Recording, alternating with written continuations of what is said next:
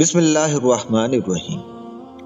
ناظرین، ایک خاتون بتاتی ہیں کہ ایک دن میں اپنی گاڑی سے اتر کر گھر کی طرف آ رہی تھی کہ پڑوسن مل گئی اور کہنے لگی کہ ماریا کا ایکسیڈنٹ ہو گیا ہے۔ میرے منہ سے فوراً نکلا کہ انا للہ و انا الیہ راجعون۔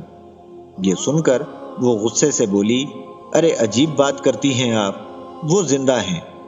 میں نے کہا، میں نے کیا عجیب بولا؟ کہنے لگیں کہ آپ نے انا للہ و انا الیہ راجعون کیوں پڑھا؟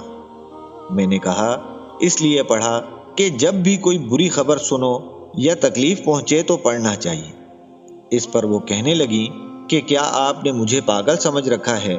یہ تو مردے کے لیے پڑھتے ہیں۔ یہ سن کر میں نے سر تھام لیا۔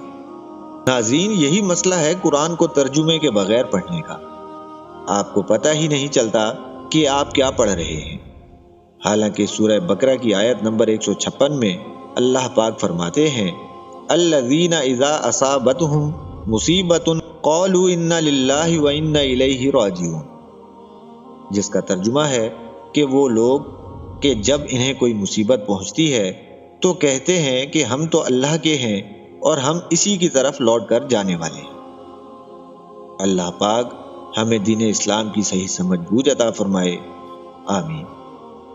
ناظرین، اگر ویڈیو پسند آئی ہو تو ویڈیو کو لائک اور شیئر ضرور کر دیجیے گا اور ہمارے چینل وائس آف چودھری کو سبسکرائب کر دیجیے گا۔ شکریہ۔